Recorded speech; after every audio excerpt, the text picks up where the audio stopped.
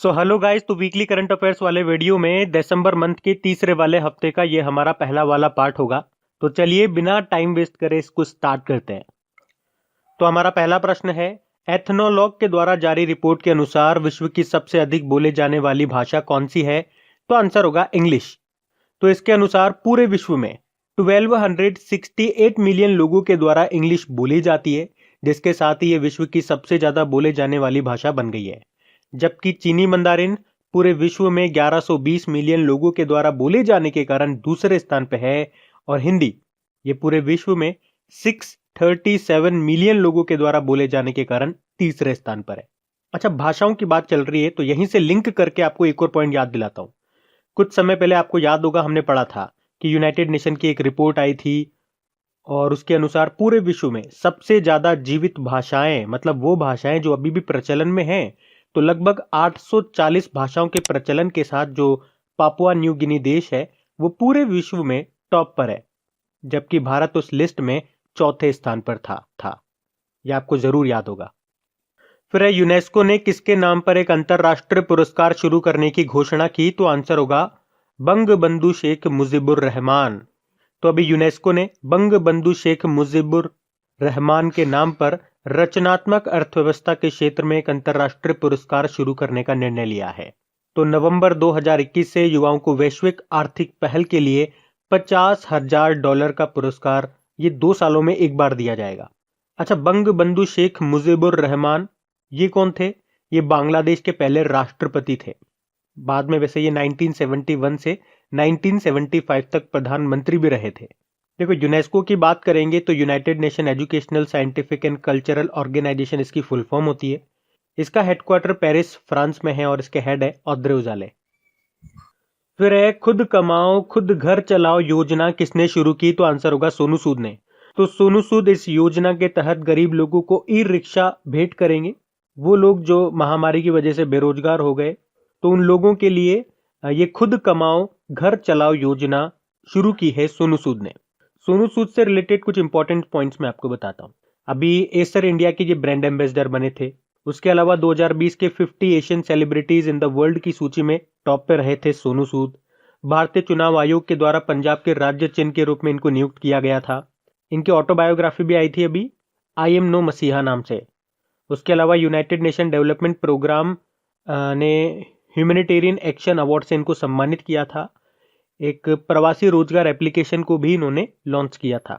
बाकी अक्षय कुमार अभी ये डाबर च्यवनप्राश के ये ब्रांड एम्बेसडर बने, और पगार बुक के भी ये ब्रांड एम्बेसडर बने थे। बाकी राजकुमार राव सिस्का ग्रुप के ये ब्रांड एम्बेसडर बने, सिस्का एलईडी वगैरह आती है ना उसके। और सचिन तेंदुलकर ये पेटीएम फर्स्ट गेम्स के ब्रांड एम्बेसडर बने थे। फिर है, कौन सा देश 2021 में यूरोपीय कराटे चैंपियनशिप की मेजबानी करेगा? तो आंसर होगा क्रोएशिया। तो यूरोपियन कराटे फेडरेशन के अनुसार 2021 में जो यूरोपीय कराटे चैंपियनशिप होगी उसको होस्ट करेगा क्रोएशिया। बाकी सिंगापुर, यह भी न्यूज में था, आपको याद होगा, ये जो विश्व आर्थिक मंच 2021 है उसकी मेजबानी करेगा सिंगापुर 2021 में। जबकि 2022 में जो वर्ल्ड इकोनॉमिक फोरम की जो बैठक होगी वो तो स्विट्जरलैंड के दावोस में ही होगी। 2021 वाली सिंगापुर में होगी, ये आपको याद रखना है। बाकी श्रीलंका से भी आप याद रख सकते हो कि 2021 का जो एशिया कप होगा वो श्रीलंका में होगा, 2022 वाला पाकिस्तान में होगा। और भारत, अच्छा भारत से भी एक इंपॉर्टेंट पॉइंट आपको बताऊं। वैसे आपको पहले तक क्या याद था कि जो 2022 में G20 समिट होगी वो भारत में होगी, लेकिन अभी आपको पता है सऊदी अरब में जो G20 समिट हुई वहां पे ये फैसला लिया गया कि भारत जो है 2022 में G20 की मेजबानी नहीं करेगा, जबकि 2023 में करेगा। चेंज कर दिया ये, और 2022 की मेजबानी दे दी गई इंडोनेशिया को। देखो, G20 समिट का ऐसे याद रखो, 2020 का तो हो गया सऊदी अरब में, 2021 का इटली में होगा, 2022 का इंडोनेशिया में होगा, 2023 का भारत में होगा, ये आपको याद रखना है। फिर 2024 का ब्राजील में होगा, और 2020 का तो आपका सऊदी अरब में हो ही गया। अच्छा, क्रोएशिया की बात कर लेते हैं। तो इसका जो कैपिटल होता है वो ज़ैग्रेब है, करेंसी है क्रोएशियन कूना, और प्रेसिडेंट है जोरान मिलनोविच। फिर अभी प्रतिष्ठित वर्ल्ड क्विजिंग चैंपियनशिप 2020 किसने जीती है? तो आंसर होगा रविकांत अव्वा ने। तो हैदराबाद के इंजीनियर हैं ये रविकांत अव्वा, जिन्होंने प्रतिष्ठित अंतरराष्ट्रीय प्रतियोगिता वर्ल्ड क्विजिंग चैंपियनशिप 2020 को जीत लिया है। बाकी अशरफ पटेल आप जानते हो, social entrepreneur of the year का पुरस्कार जीता था इन्होंने, और उदय शंकर ये फिक्की के चेयरमैन बने थे। राजकमल झा की बात करेंगे तो रविंद्रनाथ टैगोर साहित्यिक पुरस्कार से सम्मानित किया गया था इनको। फिर अभी हाल ही में संयुक्त राष्ट्र ने 27 दिसंबर को किस दिन के रूप में मनाने की मंजूरी दी है, तो आंसर होगा एपिडेमिक प्रिपेयर्डनेस डे। तो अभी 193 देशों वाली साधारण सभा ने ये घोषणा की है कि हर साल 27 दिसंबर को महामारी की तैयारी पर ये अंतरराष्ट्रीय दिवस मनाया जाएगा।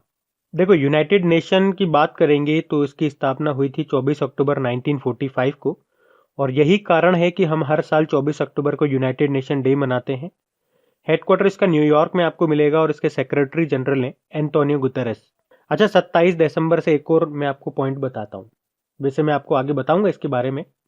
अभी उत्तर प्रदेश सरकार ने घोषणा की है कि 27 दिसंबर को राज्य के सभी स्कूलों में साहिबजादा दिवस के रूप में मनाया जाएगा। तो ये पॉइंट भी ध्यान रखो, वैसे इसके बारे में मैं आपको आगे फिर बताऊंगा। फिर अंतरराष्ट्रीय बॉक्सिंग एसोसिएशन, इसके नए अध्यक्ष कौन बन गए, तो आंसर होगा उमर क्रेमलिव।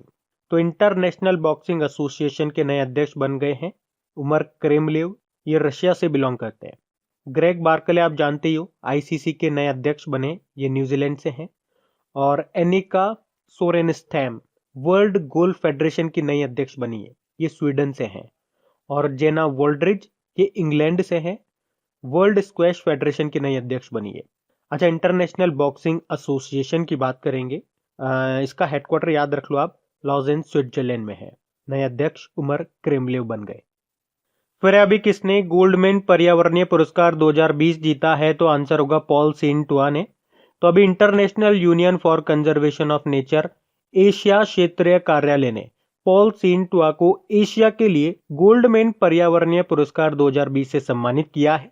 ये जो पॉल सेन टुआ हैं ये म्यांमार से हैं। अच्छा, लेब्रॉन जेम्स की बात करेंगे तो टाइम मैगजीन के द्वारा एथलीट ऑफ द ईयर के लिए इनको चुना गया। ये यूएसए के बास्केटबॉल प्लेयर है। एरिन युआन की बात करेंगे, टाइम मैगजीन ने business person of the year के रूप में इनको चुना। ये जूम वीडियो कम्युनिकेशन के फाउंडर व सीईओ हैं। और मारा गोमेज फुटबॉल खेलने वाली पहली ट्रांसजेंडर महिला हैं, ये अर्जेंटीना की हैं ये।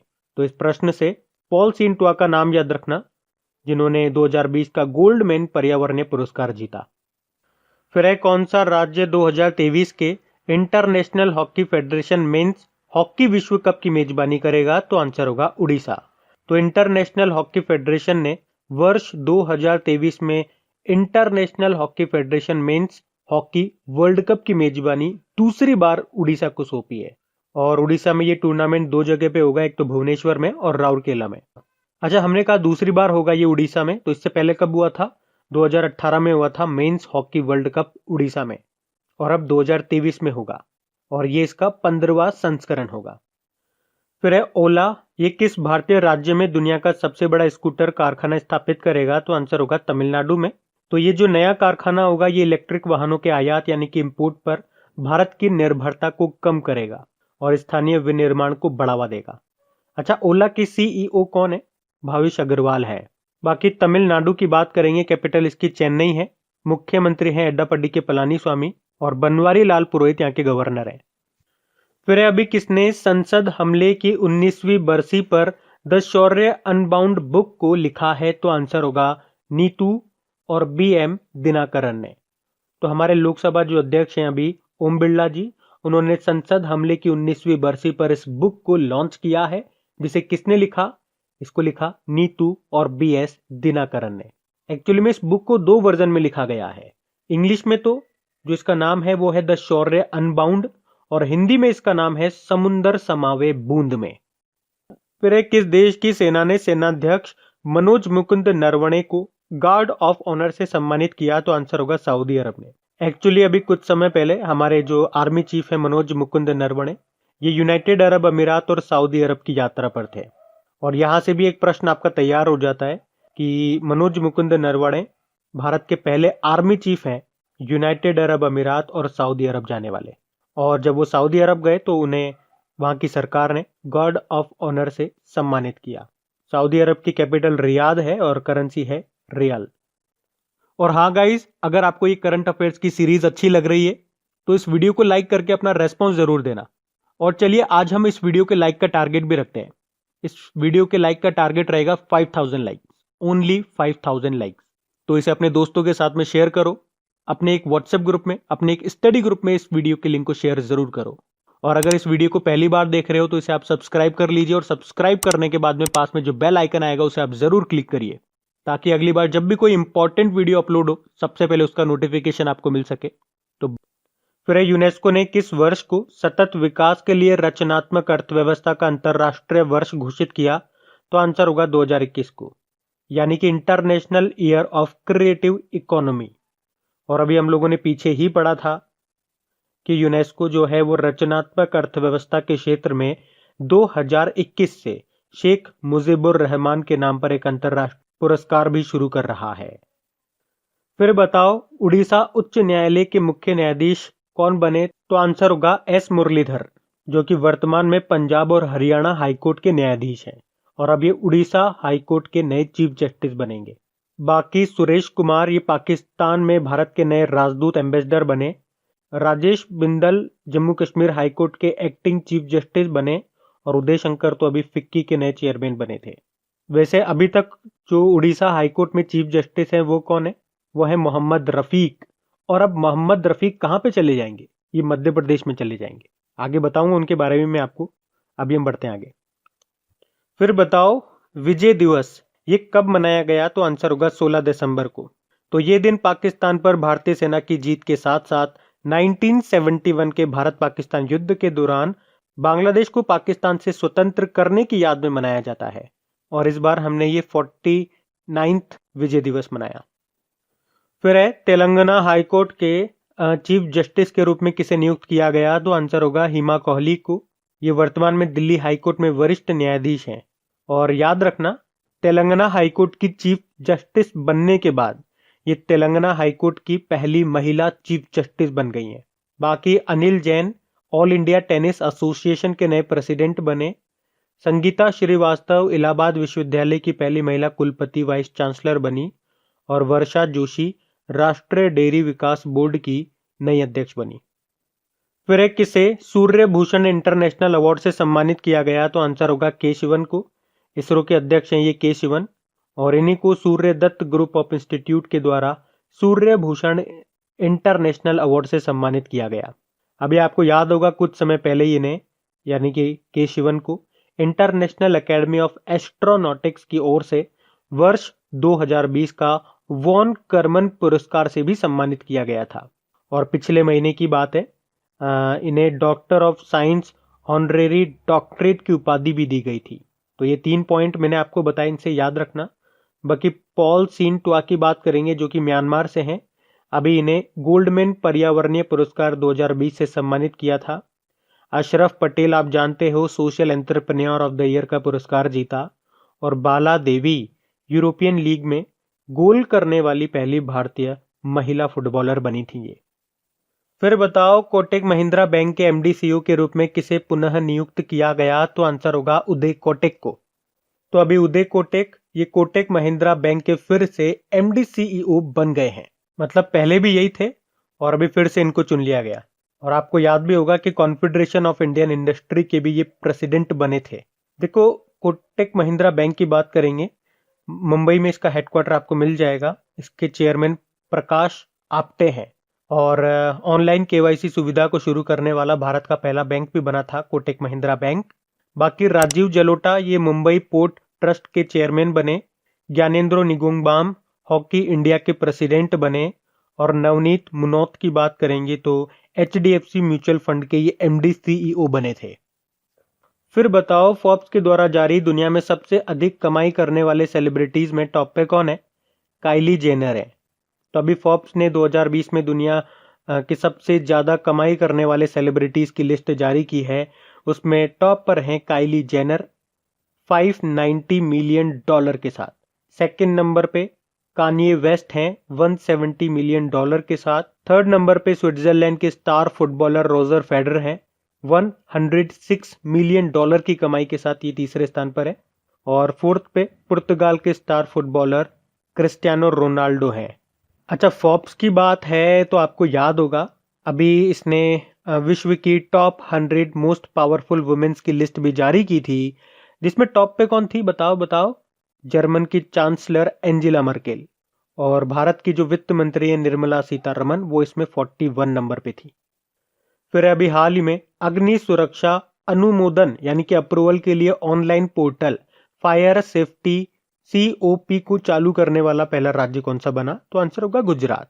तो अभी गुजरात इमारतों के लिए फायर सेफ्टी सर्टिफिकेशन को अप्रूवल और रिन्यूअल के लिए ऑनलाइन पोर्टल फायर सेफ्टी कोप को शुरू करने वाला देश का पहला राज्य बन गया है। कैपिटल इसकी गांधीनगर है, मुख्यमंत्री है विजय रूपानी और गवर्नर है आचार्य देवव्रत। फिर एशिया पैसिफिक ब्रॉडकास्टिंग यूनियन का उपाध्यक्ष किसे चुना गया? तो आंसर होगा शशि शेखर वेम्पाती को। आप जानते हो प्रसार भारती के CEO हैं ये शशि शेखर वेम्पाती, जिनको अभी 3 साल के लिए एशिया पैसिफिक ब्रॉडकास्टिंग यूनियन का उपाध्यक्ष चुना गया है। अच्छा, जिस तरीके से प्रसार भारती ये भारत की सबसे बड़ी सार्वजनिक प्रसारण एजेंसी है, उसी तरह से मलेशिया की जो राजधानी है कुआलालंपुर, उसमें स्थित ये एशिया पैसिफिक ब्रॉडकास्टिंग यूनियन दुनिया में सबसे बड़े प्रसारण संगठनों में से एक है। तो एशिया पैसिफिक ब्रॉडकास्टिंग यूनियन का अगर कभी आपसे हेडक्वार्टर पूछा जाएगा तो आंसर कर दोगे ना, कुआलालंपुर मलेशिया। और इसके अध्यक्ष कौन है? इब्राहिम एरेन। उपाध्यक्ष अब बन गए शशि शेखर वेम्पाती। बाकी उमर क्रिमलेव इंटरनेशनल बॉक्सिंग एसोसिएशन के अध्यक्ष बने। ग्रेग बार्कले ये ICC के अध्यक्ष बने। और रंजीत सिंह डिसाले, ये इंपॉर्टेंट नाम है, ग्लोबल टीचर प्राइज जीतने वाले पहले भारतीय बने थे, क्योंकि ये इसलिए इनका नाम इंपॉर्टेंट है। फिर है हाल ही में जारी मानव विकास सूचकांक ग्लोबल ह्यूमन डेवलपमेंट इंडेक्स में कौन सा देश टॉप पे रहा? तो आंसर होगा नॉर्वे। तो अभी हाल ही में जारी ग्लोबल ह्यूमन डेवलपमेंट इंडेक्स में नॉर्वे टॉप पे रहा है, जबकि भारत इसमें 131 नंबर पे रहा है 189 देशों की रैंकिंग में। और इस इंडेक्स को united nation development programme release करता है। तो टॉप पे रहा नॉर्वे, सेकंड पे आयरलैंड रहा, थर्ड पे रहा स्विट्जरलैंड। भारत 131 नंबर पे रहा। वैसे टर्की अभी आपको याद होगा, ग्लोबल डोमेस्टिक प्राइस इंडेक्स वैश्विक घरेलू मूल्य सूचकांक में टॉप पे रहा था, और भारत इसमें 54 नंबर पे था। जबकि सिंगापुर अभी टॉप पे रहा था किस इंडेक्स में? ह्यूमन कैपिटल इंडेक्स में, जिसमें भारत 116 नंबर पे था। और स्विट्जरलैंड की बात करेंगे तो ग्लोबल इनोवेशन इंडेक्स में स्विट्जरलैंड टॉप पे रहा, भारत 48 नंबर पे रहा। देखो, नॉर्वे की कैपिटल ओस्लो है, करेंसी है क्रोन और प्रधानमंत्री हैं एर्ना सोलबर्ग। फिर है यूनाइटेड नेशन एनवायरनमेंट प्रोग्राम में चैंपियंस ऑफ द अर्थ 2020 में विज्ञान और नवाचार साइंस एंड इनोवेशन श्रेणी में किसे सम्मानित किया गया? तो आंसर होगा फेबिना लेंटर्ड्स को। तो अभी यूनाइटेड नेशन एनवायरनमेंट प्रोग्राम ने साल 2020 के चैंपियंस ऑफ अर्थ अवार्ड के 6 पुरस्कारों की घोषणा की गई, जो यूनाइटेड नेशन का सर्वोच्च पर्यावरण पुरस्कार है। तो ये जो पुरस्कार है ये ज्यादा से ज्यादा लोगों को प्रकृति के लिए कार्य करने और प्रोत्साहित करने के लिए दिया जाता है। तो 2020 का जो ये champion of the earth award है ये 5 कैटेगरी में दिया गया। मैं आपको सारी बता देता हूं। देखो, पॉलिसी लीडरशिप यानी कि नीति नेतृत्व कैटेगरी में फिजी के जो प्रधानमंत्री हैं फ्रैंक बेनिमारामा, उनको मिला ये सम्मान। बाकी इंस्पिरेशन एंड एक्शन प्रेरणा और कार्रवाई श्रेणी में याकोबा सउदोगे, जो कि बुर्किना फासो से हैं, और निमोंटे नेनक्विमा, इनको मिला ये अवार्ड। ये निमोंटे जो हैं ये इक्वेडोर से हैं। बाकी साइंस एंड इनोवेशन विज्ञान और नवाचार श्रेणी में हमने पढ़ी लिया, फेबिना लेंटर्स को मिला ये सम्मान, जो कि जर्मनी से हैं। जबकि एंटरप्रेन्योर विजन उद्यमी दृष्टि की श्रेणी में कैटेगरी में मुंडी लुबेर को मिला ये अवार्ड, जो कि USA से हैं। जबकि लाइफ टाइम अचीवमेंट अवार्ड मिला रॉबर्ट डी बुलार्ड को, जो कि USA से हैं। तो जिन जिन कैटेगरी में ये अवार्ड दिए गए एक बार मैंने आपको सारा बता दिया, लिस्ट भी आप लोगों को अवेलेबल करा दी ताकि आप आराम से इसे रीड कर सको। फिर है 2030 के एशियाई खेलों की मेजबानी कौन सा देश करेगा? तो आंसर होगा कतर। तो 2030 के जो एशियन गेम्स होंगे वो कतर की राजधानी दोहा में होंगे, जबकि 2034 वाले जो एशियन गेम्स होंगे वो सऊदी अरब की राजधानी रियाद में होंगे। अच्छा, एशियन गेम्स की बात चल रही है, मैं आपको सारे बताता हूँ स्टार्टिंग से। देखो, 2022 में होंगे, अभी ये 19th एडिशन होगा इसका एशियन गेम्स का। कहाँ पे होंगे? चाइना के हांगझाओ में। फिर 2026 में होंगे, वो इसका 20वां एडिशन होगा, वो जापान में होंगे। बाकी हमने पढ़ ही लिया। 2030 वाले तो कतर के दोहा में होंगे और 2034 वाले सऊदी अरब के रियाद में होंगे। ये आपको याद रखना है। फिर बताओ, सिक्किम हाईकोर्ट के नए चीफ जस्टिस किसे नियुक्त किया गया? तो आंसर होगा जेके माहेश्वरी को, यानी कि जितेंद्र कुमार माहेश्वरी। इन्हें भी सिक्किम हाईकोर्ट के नए चीफ जस्टिस के रूप में नियुक्त किया है। अभी तक ये आंध्र प्रदेश हाईकोर्ट के चीफ जस्टिस थे। अच्छा, वैसे अभी आंध्र प्रदेश में भी नए चीफ जस्टिस बन गए हैं। अगर आपको याद है तो कमेंट बॉक्स में टाइप करिए, वैसे हम आगे पढ़ेंगे इसे ही। बाकी एस मुरलीधर अभी ये उड़ीसा के अगले चीफ जस्टिस नियुक्त हुए। हिमा कोहली तेलंगाना हाईकोर्ट की नई चीफ जस्टिस बनी और कुलदीप हांडू फिट इंडिया मूवमेंट के एम्बेसडर बने। ये देखो, सिक्किम की कैपिटल गंगटोक है। मुख्यमंत्री हैं PS गोले, या इन्हें ही प्रेम सिंह तमांग भी कहते हैं। गवर्नर हैं गंगा प्रसाद। फिर बताओ, किस राज्य सरकार ने अम्मा मिनी क्लिनिक योजना शुरू की? तो आंसर होगा तमिलनाडु सरकार ने। तो तमिलनाडु के जो मुख्यमंत्री है ना, एडापड्डी के पलानी स्वामी, उन्होंने 2000 अम्मा मिनी क्लिनिक को लॉन्च किया है। तो इन अम्मा क्लिनिक का नाम तमिलनाडु के जो दिवंगत मुख्यमंत्री हैं जयललिता जी, उनके नाम पे रखा गया है, अम्मा मिनी क्लिनिक। और इस योजना का उद्देश्य है जन स्वास्थ्य बुनियादी ढांचे को मजबूत करना। और ये जो क्लिनिक है ये उन इलाकों में खोले जाएंगे जहां बड़ी संख्या में गरीब आबादी निवास करती है और वहां पे प्राथमिक स्वास्थ्य केंद्र तक नहीं है। अच्छा, इसी तरह से आपको याद होगा दिल्ली सरकार ने भी एक इसी तरह से आम आदमी मोहल्ला क्लिनिक शुरू किए थे जो राज्य में प्राथमिक स्वास्थ्य केंद्र है। तमिलनाडु में आपको बता चुका हूं, कैपिटल चेन्नई है। मुख्यमंत्री हैं एड्डापल्ली के पलानी स्वामी और गवर्नर हैं बनवारी लाल पुरोहित। फिर है, किसने Goldman peacock environment management award 2020 जीता है? तो आंसर होगा सेल ने। सेल यानी कि steel authority of India limited. तो अभी इसी को इंस्टीट्यूट ऑफ डायरेक्टर्स के द्वारा इस्पात क्षेत्र, यानी कि इस्पात मतलब होता है स्टील के एरिया में 2020 के लिए प्रतिष्ठित गोल्डन पीकॉक पर्यावरण प्रबंधन पुरस्कार से सम्मानित किया गया। और सेल कंपनी लगातार 2 सालों से इस अवार्ड को जीत रही है। सेल के अध्यक्ष कौन है ये आप याद रख लो, अनिल कुमार चौधरी हैं। और हाँ गाइस, देखिए इन सभी क्वेश्चंस का क्विज बना करके आपकी क्रैक एग्जाम एप्लीकेशन में अपलोड करवा दिया गया है। तो वहां जाकर के इन सभी क्वेश्चंस की आप अच्छे से प्रैक्टिस कर सकते हैं। और वीडियोस अगर अच्छे लग रहे हैं तो प्लीज लाइक जरूर करना। लाइक करना भूल जाते हैं और शेयर करना तो बिल्कुल ही भूल जाते हैं आप लोग। तो लाइक जरूर करना, अपने दोस्तों में, अपने व्हाट्सएप ग्रुप में, अपने स्टडी ग्रुप में एक बार इस वीडियो के लिंक को शेयर जरूर कर देना। Thank you guys.